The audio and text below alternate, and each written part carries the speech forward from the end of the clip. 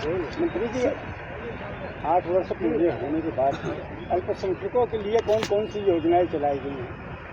देखिए, आज हम जनपद सुल्तानपुर में हैं और उत्तर प्रदेश की हमारी योगी सरकार को सफल 8 साल पूरे होने के अवसर पे ये जो कार्यक्रम आयोजित हुआ है, हम उसमें शामिल होने आए हैं। और यकीनन हम ये कह सकते हैं कि ये जो बीते 8 साल हैं, ये सेवा के 8 साल हैं, ये सुशासन के 8 साल हैं, ये विकास के 8 साल हैं, ये उन्नति और भाईचारे के 8 साल हैं। 2017 से लेकर अब तक लगातार हमारी योगी सरकार ने, आप सब ने देखा कि पूरी समर्पण भावना के साथ, पूरी सेवा भावना के साथ, पूरी तत्परता और ईमानदारी के साथ उत्तर प्रदेश के जन जन की सेवा की है।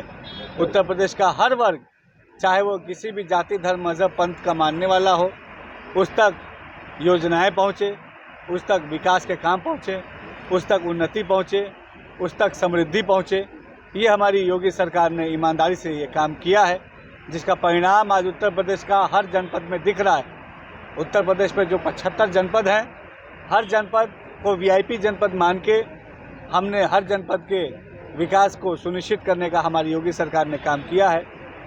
हर जनपद को अच्छी स्वास्थ्य की व्यवस्था मिले, इसके लिए 1 डिस्ट्रिक्ट 1 मेडिकल कॉलेज स्कीम की शुरुआत की है। हर जनपद उद्योग में आगे बढ़े, उसका आर्थिक सशक्तिकरण हो, इसके लिए ODOP 1 डिस्ट्रिक्ट 1 प्रोडक्ट की हमने योजना की शुरुआत की।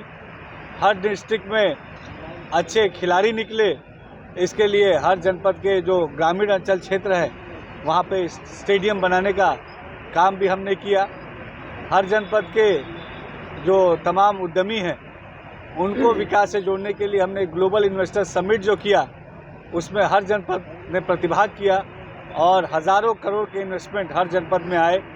यही इन्वेस्टमेंट को अगर कंबाइन करें तो उत्तर प्रदेश में 38 लाख करोड़ से अधिक का इन्वेस्टमेंट हुआ, जिसमें देश से ही नहीं दुनिया से लोग आए और उन्होंने उत्तर प्रदेश में इन्वेस्टमेंट किया। उत्तर प्रदेश के नौजवानों को बेहतर भविष्य और रोज़गार से जोड़ने के लिए हमने तमाम सकारात्मक नीतियाँ अपनाई, तमाम सकारात्मक काम किए। उत्तर प्रदेश की महिलाओं को एक सुरक्षित माहौल देने के लिए हमने उत्तर प्रदेश के कानून व्यवस्था को मजबूत करने का काम किया, महिलाओं को स्किल डेवलपमेंट से जोड़ने का काम किया। ग्रामीण अंचल की जो महिलाएं हैं, उनको भी आर्थिक मजबूती मिले, इसके लिए हमने ग्रामीण अंचल क्षेत्रों में भी आर्थिक सशक्तिकरण के लिए बहुत सारी अभूतपूर्व योजनाएं चलाई। ग्रामीण अंचल के जो हमारे क्षेत्र हैं, उनकी कनेक्टिविटी, रोड कनेक्टिविटी अच्छी हो, इसके लिए भी हमने बहुत ईमानदारी से काम किया। आज उत्तर प्रदेश जो है, आज हमारा एक्सप्रेसवे का प्रदेश माना जाता है, एयरपोर्ट का प्रदेश माना जाता है, उद्योग का प्रदेश माना जाता है, रोज़गार और समृद्धि का प्रदेश माना जाता है। और जो अपेक्षा जनता की थी हमारी योगी सरकार से, हमने कह सकते हैं कि योगी सरकार उन अपेक्षाओं पे खरी उतरी है। आज जो 8 साल पूरे हुए हैं, उस 8 साल में हम ये देखिए, रिपोर्ट कार्ड, पहली बार ऐसा हो रहा है कि कोई सरकार अपना रिपोर्ट कार्ड पेश कर रही है, क्योंकि ये जनता ने हमें ये कुर्सी जो है, ये सत्ता के सुख को हासिल करने के लिए नहीं दी थी।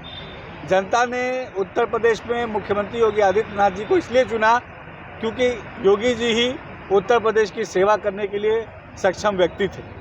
आज ये रिपोर्ट कार्ड अपने आप में बताती है कि जनता ने हमसे जो अपेक्षा की थी, उस अपेक्षा पे खरे उतरने के लिए एक सेवक के भांति योगी जी ईमानदारी से काम कर रहे हैं। ये रिपोर्ट कार्ड उसका एक ज़रिया है। इसके हर पन्ने पे उत्तर प्रदेश के विकास की एक नई कहानी लिखी है, उत्तर प्रदेश की उम्मीदों की एक नई कहानी लिखी है, उत्तर प्रदेश की क्षमताओं की एक नई कहानी लिखी है।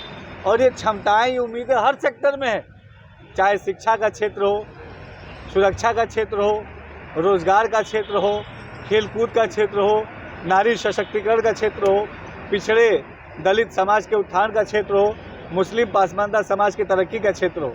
हर क्षेत्र में हमने बहुत अभूतपूर्व काम किए हैं और उसी का रिपोर्ट कार्ड, ये 8 साल के माध्यम का जो रिपोर्ट कार्ड है, आज आप जनता को समर्पित करने के लिए माननीय मुख्यमंत्री जी के निर्देशानुसार मैं जनपद सुल्तानपुर आया हूँ। मंत्री जी, वक्फ बिल संशोधन बिल के विरोध में जंतर मंतर पर धरना प्रदर्शन कर रहा था। अभी मुस्लिम पर्सनल बोर्ड ने कहा है, राष्ट्रीय आंदोलन छेड़ने की बात कही है। देखिए, सबसे ज़रूरी बात यह कि वक्फ अमेंडमेंट एक्ट का जो विरोध जंतर मंतर पे कुछ लोग कर रहे थे, ये कौन लोग थे? क्या ये आम मुस्लिम समाज के लोग थे नहीं, वो आम मुस्लिम समाज के लोग नहीं थे। क्या ये मुस्लिम समाज के हितों के सच्चे हितैषी लोग थे? नहीं, ये मुस्लिम समाज के हितैषी लोग नहीं हैं। ये चंद लोग जिन्होंने वक्फ की संपत्तियों पे अपने अवैध कब्जे बना के रखे हैं, वही लोग परेशान हैं। देखिए, वक्फ अमेंडमेंट एक्ट का विरोध जो लोग कर रहे हैं, ये आम मुसलमानों का मानना है कि वो लोग वक्फ अमेंडमेंट एक्ट का विरोध नहीं कर रहे हैं, बल्कि मुस्लिम समाज के डेवलपमेंट का विरोध कर रहे हैं। वक्फ अमेंडमेंट एक्ट क्या है समझने की ज़रूरत है। मैं आम मुस्लिम समाज के लोगों से भी आप सबके चैनल के माध्यम से अपील करना चाहता हूं कि वक्फ के अमेंडमेंट एक्ट को पहले पढ़ें। जंतर मंतर पे ये जो लोग कुछ चुनिंदा लोग जो गए थे, वो उनको भी देखिए कि वक्फ बोर्ड पे वही काबिज हैं, वक्फ की संपत्तियों का वही दुरुपयोग कर रहे हैं। वक्फ की संपत्ति क्या है? वक्फ की संपत्ति, कोई भी संपत्ति वक्फ क्यों होती है? कोई भी संपत्ति वक्फ इसलिए होती है कि उस वक्फ की संपत्ति के माध्यम से मुस्लिम समाज के डेवलपमेंट के लिए हम काम कर पाएँ। लेकिन क्या मुस्लिम समाज के डेवलपमेंट का काम उस वक्फ की संपत्ति से हुआ है क्या? इसका जवाब केवल और केवल ना है। क्या वक्फ की संपत्ति, आप तमाम सम्मानित पत्रकारों से मैं पूछता हूँ, हम जनपद सुल्तानपुर में बैठे हैं, आप आज ही एक सर्वे कीजिए कि जनपद सुल्तानपुर में 1000 से ज़्यादा वक्फ की संपत्ति है। कितनी? 1000 से ज़्यादा। कितनी संपत्तियों पे हॉस्पिटल खुले हैं, ये आप सर्वे कीजिए। कितनी संपत्तियों पे, सुल्तानपुर की बात कर रहा हूँ, कितनी संपत्तियों पे स्कूल खुले हैं जहाँ पे गरीब पासमानदा मुसलमानों को निःशुल्क शिक्षा मिल रही है। कितनी संपत्तियों पे स्टेडियम्स खुले हैं, प्ले ग्राउंड खुले हैं जहाँ मुस्लिम समाज का नौजवान जो अच्छा खिलाड़ी है वो खेलने जा सके। इसका कोई जवाब हमारे पास नहीं है। मोदी सरकार ये कहती है अगर कि गरीब मुसलमान, मोदी सरकार ये मुसलमानों की सच्ची हितैषी है और ये मुसलमानों के हितों की रक्षा के लिए पूरी ईमानदारी से खड़ी है। जेबीसी के मेंबर हैं ओवैसी जी, इमरान मसूद जी, इनका आरोप है कि सरकार मुस्लिम धर्मस्थलों को नष्ट कर रही है। उनके जो, देखिए, वक्फ अमेंडमेंट एक्ट के माध्यम से हम मुस्लिम समाज के जो वक्फ के लैंड है उसको संरक्षित करने की बात कर रहे हैं। उस एक्ट में क्या है कि मुस्लिम समाज की जो वक्फ की प्रॉपर्टियां हैं उसका प्रॉपर डॉक्यूमेंटेशन होना चाहिए। तो इसमें क्या गलत है? उस एक्ट में यह है कि मुस्लिम समाज की जो वक्फ की प्रॉपर्टियां हैं उसके डॉक्यूमेंट को ऑनलाइन हम रजिस्टर्ड करें। अवैध कब्जे जहाँ पे हैं उसको कब्जा मुक्त कराएं। जो वक्फ की लैंड है उसका मुस्लिम समाज के डेवलपमेंट के लिए उसको हम यूटिलाइज़ करें, उसको मुस्लिम के समाज के तरक्की के लिए इस्तेमाल करें। तो ये हाँ, एक तरफ मोदी सरकार है जो वक्फ के माध्यम से मुस्लिम समाज के डेवलपमेंट को सुनिश्चित करना चाहती है, दूसरी तरफ कुछ खास लोग हैं, कुछ खास दल के नेता हैं जो वक्फ के माध्यम से अपने निजी राजनीतिक स्वार्थ को चमकाना चाहते हैं और वक्फ की संपत्तियों पर काबिज होना चाहते हैं। मंत्री जी, औरंगजेब की कब्र को लेकर विवाद चल रहा है महाराष्ट्र में, उसको लेकर क्या कहेंगे आप? देखिए, आज हमारा देश विकसित भारत 2047 का हमने संकल्प लिया है। देश, हमारा भारत देश दुनिया के जो टॉप देश हैं उनमें वो शुमार हो रहा है। आज भारत का लोहा दुनिया मान रही है, तो ऐसे समय में हमें भी ये तय करना पड़ेगा कि हमारे आदर्श कौन है। हमारे आदर्श चंद्रशेखर आज़ाद जी हैं, हमारे आदर्श भगत सिंह जी हैं जिन्होंने आज़ादी के लिए अपना सब कुछ न्यौछावर कर दिया। हमारे आदर्श अब्दुल कलाम साहब हैं जिन्होंने गरीब परिवार में पैदा होकर अपने भारत को दुनिया का सबसे शक्तिशाली देश बनाने में इतना महत्वपूर्ण योगदान किया। हमारे आदर्श वीर अब्दुल हमीद साहब हैं जिन्होंने लड़ाई में दुश्मनों के दांत खट्टे किए। तो ये हमारे आदर्श हैं। तो आज ये विपक्षी दल जो हैं समाज का ध्यान भटकाना चाहते हैं, समाज को विकास से पीछे ढकेलना चाहते हैं, लेकिन हमारे समाज ने तय कर लिया है कि सकारात्मक भाव के साथ देश की समृद्धि और उन्नति में अपना योगदान करें। मंत्री जी, कर्नाटक में जो है कांग्रेस सरकार द्वारा मुस्लिमों को आरक्षण दिया जा रहा है, तो अल्पसंख्यक मंत्री होने के नाते क्या उत्तर प्रदेश में भी ऐसी आप मांग करते हैं? देखिए, हमारा देश ये संविधान से चलता है। बाबा साहब के जो संविधान है उस संविधान के अनुसार हमारी मोदी और योगी सरकार चलती है। सर, जिस तरह से टिकट बांटा जा रहा है उस पर क्या कहेंगे सर? देखिए, सौगाते मोदी, एक ये जो प्रधानमंत्री मोदी जी की तरफ से मुस्लिम समाज के लिए ईद के मौके पे, क्योंकि ईद मुसलमानों का सबसे बड़ा त्यौहार होता है, और उस ईद के मौके पे मुस्लिम समाज, खास तौर पर जो पासमानदा गरीब मुसलमान है, उसके घर में खुशियां आए, ये हमारी प्रधानमंत्री जी की सोच है।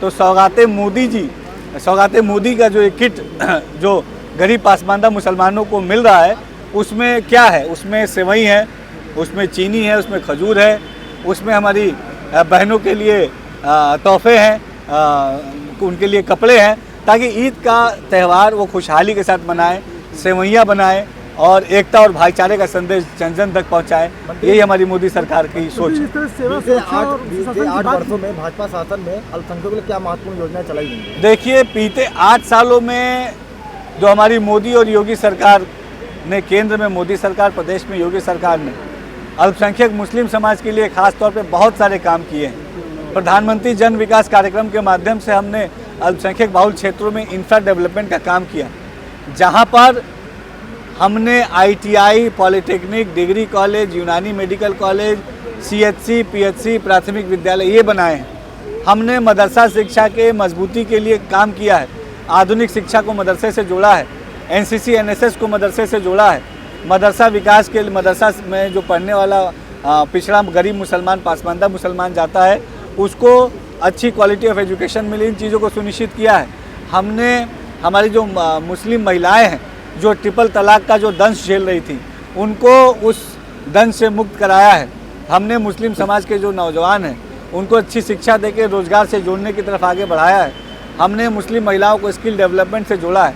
तो ये तमाम जो सार्थक काम हुए हैं, आज आप देखिए जो मुख्यमंत्री जी की राहत कोष योजना है, जिसमें गरीब लोगों को, जो आर्थिक रूप से कमज़ोर हैं, उन लोगों को इलाज के लिए पैसा मिलता है। आयुष्मान कार्ड के अलावा मैं बता रहा हूँ, इलाज के लिए जो मुख्यमंत्री जी की तरफ से पैसा मिलता है, अगर उसका डेटा निकाल के देखेंगे तो उसमें 30% से ज़्यादा की हिस्सेदारी गरीब मुसलमानों की है, जिनको इलाज के लिए मुख्यमंत्री योगी आदित्यनाथ जी ने पैसा दिया। किसी को 1 लाख दिया, किसी को 2 लाख दिया, किसी को 5 लाख दिया, किसी को 7 लाख दिया। इस तरह करके जो गरीब मुसलमान हैं, जो पिछड़े मुसलमान हैं, उनके इलाज के लिए भी पैसा दिया मुख्यमंत्री जी ने अपनी तरफ से। ये बहुत अभूतपूर्व है। मैं लगातार हमलावर है हर कार्यक्रम को लेकर के, हर बात के उद्देश्य को लेकर के, इसमें क्या कहेंगे? देखिए, विपक्ष जो है ये बहुत नकारात्मक तरीके से काम कर रहा है। विपक्ष पूरी तरीके से जनता की नज़रों में भी फेल साबित हुआ। अलग अलग चुनाव में जनता ने उन्हें नकार दिया और एक विपक्ष की भूमिका निभाने में भी विपक्ष पूरी तरीके से फेल साबित हुआ। धन्यवाद। Thank you sir, thank you so much.